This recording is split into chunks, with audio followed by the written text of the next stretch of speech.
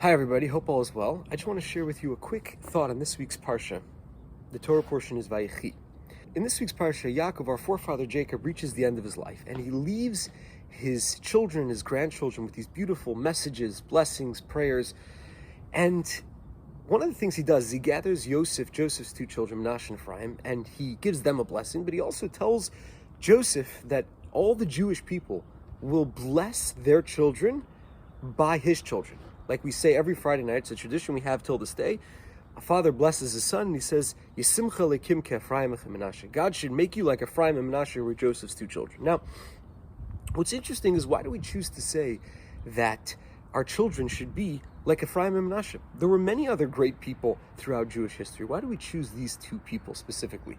And what's interesting is that when a father blesses his daughter, he says, Yisimcha lekim ke'Sarah Rivka Rachel v'Leah, that God should make you like Sarah, Rebecca, Rachel, and Leah, right? By a son, we don't do that. By a son, we don't say you should be like the patriarchs, like Abraham, Isaac, and Jacob. We just say like Menashe and Ephraim. So why are we choosing Menashe and Ephraim? What's so special about them? And I want sort of beautiful concept to understand this, that you see, all the rest of the tribes were raised in a Jewish environment. Our forefather Jacob raised them in Israel.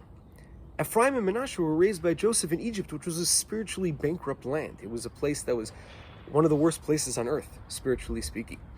And still, these children, even though they grew up in this terrible environment, they still managed to be amazing, spiritually successful people. And this is what we're blessing our children to say, you know what the truth is? None of us grow up in a perfect environment. But yes, it's true, there's a lot about our environments that's left to be desired. There's a lot more that we want it to be. It's nothing that we want it to be.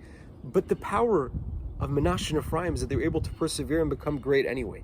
And that's what we're trying to do, not just live by the excuses that we could validly make about our environment and say, you know what, our environment didn't allow us to be who we should be, but persevere despite our environment, try and become great. And that's the blessing a father gives his son. I know I'm not raising you in a perfect environment, and I know you're not being raised in a perfect environment, the son knows. But the truth is, we still can all persevere and be spiritually successful. Good Shabbos.